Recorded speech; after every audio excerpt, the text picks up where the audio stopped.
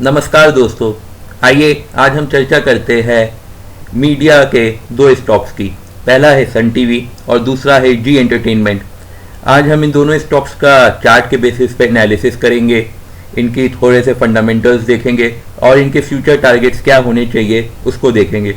तो दोस्तों, इन शेयर्स पे चर्चा शुरू करने से पहले मैं आपको बताना चाहता हूं कि अगर आप इंट्राडे ट्रेडिंग में इंटरेस्टेड है तो उसके लिए हमारा एक टेलीग्राम चैनल है जिसकी लिंक डिस्क्रिप्शन बॉक्स में है। वहाँ पे हम काफ़ी एडवांस टेक्निकल एनालिसिस के बाद कॉल्स प्रोवाइड करते हैं, तो आप उसे अगर इंट्राडे ट्रेडिंग करते हैं तो आप उसे प्लीज़ ज़रूर ज्वाइन करिए। साथ ही दोस्तों, अगर आप स्टॉक्स में अपना डीमैट अकाउंट खुलवाना चाहते हैं तो उसकी रेफरल लिंक भी डिस्क्रिप्शन बॉक्स में है। आइए दोस्तों, अब हम चर्चा शुरू करते हैं सन टीवी और जी एंटरटेनमेंट की। तो दोस्तों, सबसे पहले मैं डिस्कस करना चाहूँगा कि इन दोनों शेयर्स का ब्रोकर के क्या टारगेट्स है। ब्रोकर से मेरा मतलब है जो भी कि हमारे देश के बड़े बड़े हमारे और बाहर के फाइनेंशियल इंस्टीट्यूशंस है, वो इन शेयर्स को कैसा देखते हैं, उनको अच्छा लगता है प्रेजेंट प्राइस पे कि उनको और ऊपर जा सकता है कि नीचे जा सकता है। तो दोनों ही स्टॉक्स में अराउंड 19 से 20% का दोनों अभी का मानना है कि इसमें आने वाले टाइम में हमको 19 से 20% का राइज देखने को मिल सकता है, सन टीवी और जी एंटरटेनमेंट दोनों में। बाकी दोस्तों, ये जो मैंने थोड़ी सी न्यूज़ लिखी है ये थोड़ी सी पुरानी है, नवंबर मंथ की है, बट इस न्यूज़ के कंटेंट ज़्यादा इंपॉर्टेंट है। जैसे कि ग्लोबल रिसर्च फर्म जो दो है CLSA और नोमुरा, दोनों ने सन टीवी को काफ़ी अच्छा रेट किया था जब इसकी प्राइस 450 के आसपास थी। तो दोनों ने कहा था कि इसकी अपसाइड पोटेंशियल 590 रुपये के आसपास है आने वाले दिनों में। और इसी तरह सिटी ने जी एंटरटेनमेंट के लिए बाई रेटिंग रखी थी, ये करीब 10 से 15 नवंबर के आसपास की बात है। ये तब भी इसकी प्राइस इसी के ही आसपास थी कि ये 265 पर शेयर तक जा सकता है। इसका रीज़न्स ये था दोस्तों कि इन लोगों को बड़ी बड़ी फर्म्स का मानना है कि 2021 के एंड तक जो हमारे एड रेवेन्यूज़ हैं मेन टीवी के, वो नॉर्मल हो जाएंगे। तो आइए दोस्तों, अब हम सन टीवी का प्राइस डेटा देख लेते हैं। तो करंट प्राइस इसकी 443 रुपये के आसपास है। एक्चुअली ये 443 नहीं, 446 है। 52 वीक लो इसने 260 रुपये का बनाया था और 52 वीक हाई इसका 513 रुपये का है। तो आइए दोस्तों, अब हम चार्ट एनालिसिस कर लेते हैं सन टीवी का। तो दोस्तों, चार्ट एनालिसिस करने से पहले मैं सन टीवी का शॉर्ट एनालिसिस करना चाहूँगा थोड़ा सा। तो अगर हम इसकी स्ट्रेंथ्स को देखें तो नेट प्रॉफिट इनकी थोड़ी सी बढ़ी है, प्रॉफिट्स लास्ट 2 क्वार्टर्स में बढ़ी है। अच्छी चीज़ ये है कि FIs ने इसमें काफ़ी अपना थोड़ी सी शेयर होल्डिंग बढ़ाई है, कंपनी के पास डेप्थ नहीं है और प्राइस में स्ट्रॉन्ग मोमेंटम है। अगर हम इसकी वीकनेसेस देखें तो इसमें आपकी हमारी जो मेजर वीकनेसेस है कि रेवेन्यू और प्रॉफिट उतना ज़्यादा नहीं हो रहा है जितना एक्सपेक्टेड होना चाहिए। उसका रीज़न ये है दोनों ही शेयर्स के कि इन्हें जो अदर हमारे स्ट्रीमिंग मीडियाज आ गए हैं, नेटफ्लिक्स आ गया, आपका अमेजन प्राइम आ गया है, इनसे बहुत तगड़ा कंपटीशन मिल रहा है और लोगों का टीवी की तरफ थोड़ा सा रुझान कम हो रहा है।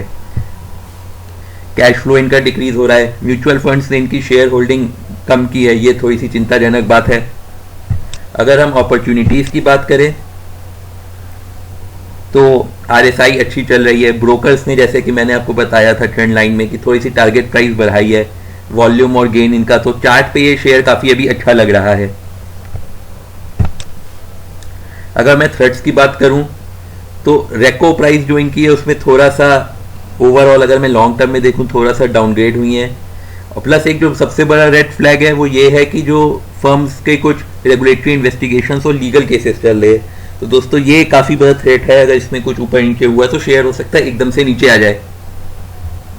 तो इसीलिए दोस्तों, अभी इस शेयर को फंडामेंटल एनालिसिस करने के बाद मैं बहुत लॉन्ग टर्म के लिए सजेशन नहीं करूंगा कि आप इसे 3-4 साल रख के चले, बट हाँ, शॉर्ट टर्म में ये अच्छा गेंस दे सकता है। तो हम इसको शॉर्ट टर्म के हिसाब से अगर एनालाइज करते हैं चार्ट पे, तो देखिए दोस्तों, ये काफ़ी टाइम से एक रेंज में चल रहा है, ऑलमोस्ट 1 महीने से।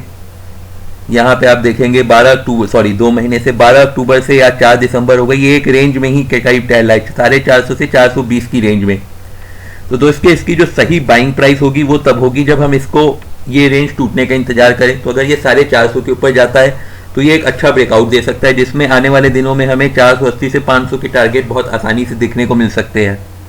और अगर थोड़ा सा लॉन्ग टर्म व्यू लेके चले तो 550 530 तक के भी टारगेट देखने को आराम से मिल सकते हैं शेयर में। अगर हम इसके रेजिस्टेंस की बात करें तो ये यहाँ जो इसका रेजिस्टेंस है 410 से 420 के बीच में, वो काफ़ी स्ट्रॉन्ग है। देखिए यहाँ पे थोड़ा सा गया 475 के पास, फिर ऊपर चला गया, फिर नीचे गया, फिर ऊपर गया, फिर नीचे, फिर यहाँ पे होल्ड हो गया, फिर यहाँ पे होल्ड हो गया, फिर ऊपर गया, फिर थोड़ा सा नीचे आया। तो ये जो एरिया है ये काफ़ी इसका स्ट्रॉन्ग रेजिस्टेंस भी है, और ये जो 420 के पास है ये बहुत स्ट्रॉन्ग सपोर्ट है पिछले कुछ, अगर हम 2 महीने के चार्ट्स पे एनालाइज करें तो दोस्तों एग्जैक्ट लेवल्स क्या होने चाहिए वो मैं आपको वीडियो के एंड में बताऊंगा। तो आइए दोस्तों हम डिस्कस कर लेते हैं जी एंटरटेनमेंट का। तो अगर मैं जी एंटरटेनमेंट की प्राइस की बात करूं तो इसकी करेंट प्राइस 206 रुपये के आसपास है। 52 वीक लो इसने 114 रुपये का बनाया था, वही सन टीवी की तरह इसने भी मार्च में ही बनाया था, और 52 वीक हाई इसका 305 रुपये के पास रहा है, जो कि कोविड के पहले का है। तो आइए दोस्तों अब हम इसको भी फंडामेंटली और चार्ट के बेसिस पे देख लेते हैं। तो अगर हम इसकी स्ट्रेंथ देखें तो इनकी नेट प्रॉफिट में थोड़ी सी क्वार्टर ऑन क्वार्टर बढ़ोतरी हुई है, प्रोमोटर प्लेस डिक्रीज हो रहा है, कंपनी के पास लो डेप्थ है, एफआईज ने इसमें भी थोड़ी सी अपनी शेयर होल्डिंग बढ़ाई है, प्राइस में अच्छा मोमेंटम हमें देखने को मिल रहा है।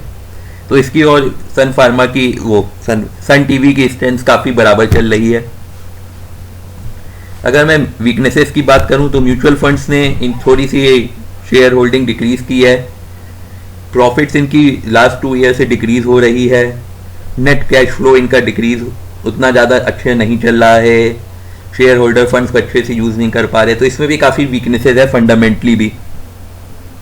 और इसी वजह से अगर हम इसका चार्ट देखेंगे तो लॉन्ग टर्म में ये डाउनग्रेड में जा रहा है जी लिमिटेड हमारा। अपॉर्चुनिटीज़ में देखे तो जैसे मैंने बताया था आपको ट्रेंड लाइन के थ्रू कि थोड़ा सा इसमें ब्रोकर्स ने प्राइस को पास्ट 3 मंथ्स में इंक्रीज किया है, आरएसआई अच्छी चल रही है, स्टॉक का पीई रेशियो ठीक है, और एक और इसमें भी जैसे प्रमोटर्स ने थोड़ी सी शेयर होल्डिंग अपनी डिक्रीज की है, जो कि एक चिंता का विषय है। तो फंडामेंटली अभी के हिसाब से जी भी बहुत स्ट्रॉन्ग कंपनी नहीं लग रही है। इसका एक रीज़न ये भी है कि जी का जो चैनल आया है G5 जो इनकी वेब स्ट्रीमिंग के लिए है, वो उतना अच्छा नहीं परफॉर्म कर रहा है जितना कि अमेजन प्राइम हो गए या नेटफ्लिक्स हो गए, उसको टक्कर अभी उतने अच्छे से ये नहीं दे पा रहा है। आगे चल के क्या होगा पता नहीं, बट हाँ जी एंटरटेनमेंट को अगर बहुत वापस अपने पुराने वाले दिनों में आना है 400-500 वाले स्टॉक्स में, तो इन्हें कुछ बहुत ही डायनेमिक चेंजेस करने पड़ेंगे। तो आइए दोस्तों हम जी एंटरटेनमेंट का स्टॉक को देख लेते हैं। तो दोस्तों पहले आप ये देखिए, अगर हम शॉर्ट टर्म में इसको देखें तो ये देखिए, ये मैंने ट्रेंड लाइंस बनाई हैं आपके लिए थोड़ी सी। तो यहाँ पे ये देखिए, यहाँ पे ये इसने 205 का एक बार रेजिस्टेंस लिया था, फिर नीचे आया, फिर बीच में इसने 225 से 230 के आसपास रेजिस्टेंस लिया, और फिर वहाँ से फिर नीचे आया और 175 के आसपास का सपोर्ट लेके यहाँ से ऊपर चला गया। 175 के आसपास का जो रीज़न है ये इसका 100 मूविंग एवरेजेस का भी की वजह से भी एक अच्छा इसको सपोर्ट मिल रहा है 175 से 185 के आसपास का। तो ये एक हमारा अच्छा सपोर्ट होगा इस स्टॉक के लिए।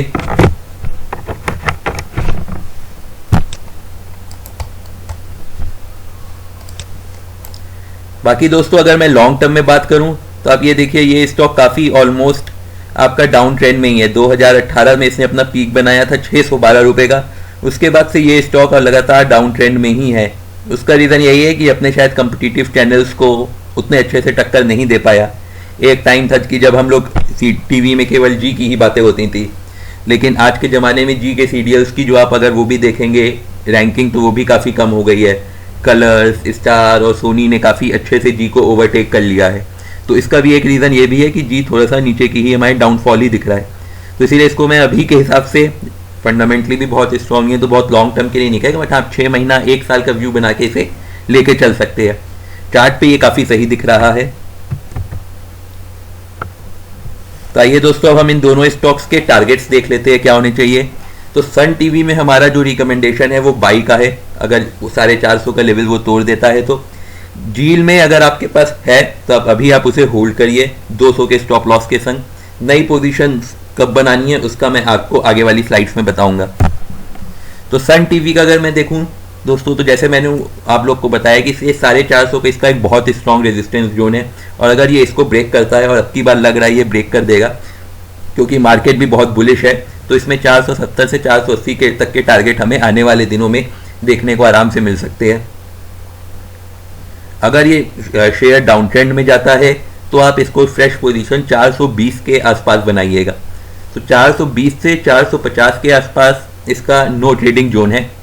उसको जब इस चीज़ को ध्यान रखिएगा, क्योंकि अभी फिर उसके नीचे 420 के आसपास अच्छा सपोर्ट मिल सकता है। इस वजह से ये अच्छी प्राइस पे खरीदी है, क्योंकि अगर आपने अभी खरीदा, मार्केट मान लीजिए डाउन हुई या ये अपने फिर से रेजिस्टेंस को फेस किया और 420 तक पहुंच गया, तो मामला उतना सही नहीं रहे। स्टॉप लॉस दोस्तों इसमें जो लगाइएगा वो 400 रुपये के आसपास का लगाइएगा। और अगर इसको आप लॉन्ग टर्म के लिए होल्ड करना चाहते हैं तो इसमें आप 520 से 540 तक के टारगेट आने वाले दिनों में, अगले 6 महीने में देख सकते हैं। अगर हम जील के टारगेट्स की बात करें तो दोस्तों अभी जो इसका बाइंग जोन है, अभी ये अपने बाइंग जोन में नहीं है। इसका बाइंग जोन जो वो 185 या 190 के आसपास अच्छा रहता है, या फिर ये ब्रेकआउट दे दे 220 के ऊपर, तो ये अभी इस रेंज में है। तो इसीलिए मेरा सजेशन है कि आप इसे होल्ड करके चलिए।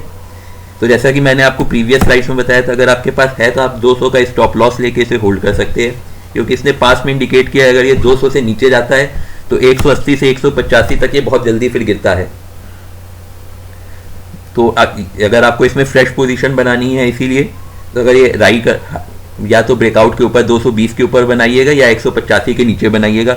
स्टॉप लॉस आप इसमें 165 का ले सकते हैं। ये एक स्टॉप लॉस तब एप्लीकेबल है जब आप 185 के आसपास पोजीशन बना रहे हैं। 1 मंथ टारगेट इसमें आप 250 का लेके चल सकते हैं। ये इस कंडीशन में है ये जब 220 का लेवल तोड़ दे। और लॉन्ग टर्म टारगेट आप इसमें अगले 6 महीने से 1 साल के बीच में आप 300 तक के लेवल्स देख सकते हैं। धन्यवाद दोस्तों, उम्मीद है आप लोग को हमारा वीडियो पसंद आया होगा। और आप हमें सोशल मीडिया पे फॉलो कर सकते हैं। हर जगह हम आपको Telegram, Twitter, Facebook, trading view में द ट्रेडिंग बुल्स के नाम से मिल जाएंगे। बाकी वीडियो पसंद आने पर दोस्तों सब्सक्राइब भी जरूर करिएगा, इससे हमें काफ़ी मोटिवेशन मिलता है कि हम और इस तरह आपके लिए अच्छे अच्छे वीडियोज़ लाते रहें। बाकी दोस्तों सबसे महत्वपूर्ण बात, आप लोग को हमेशा ये ध्यान में रखना है कि आप जो भी शेयर मार्केट में इन्वेस्टमेंट करते हैं वो रिस्क के अधीन होती है। तो इसीलिए आप कोई भी इन्वेस्टमेंट करने से पहले अपने फाइनेंशियल एडवाइज़र से ज़रूर कंसल्ट कर लीजिएगा। बाकी ये जो हमारा वीडियोज़ है ये केवल एजुकेशनल पर्पज़ के लिए है, जहाँ पे हम आपको बताना चाहते हैं कि मार्केट किस तरह बिहेव करती है, चार्ट्स को कैसे देखा जाता है। ये किसी भी तरह से ट्रेड रिकमेंडेशन नहीं है। उम्मीद है दोस्तों आपको वीडियो पसंद आया होगा और आप अपने विचार कमेंट सेक्शन में लिख सकते हैं। हमारी पूरी कोशिश रहेगी कि जल्द से जल्द हम उस पर रिप्लाई बैक करें। धन्यवाद।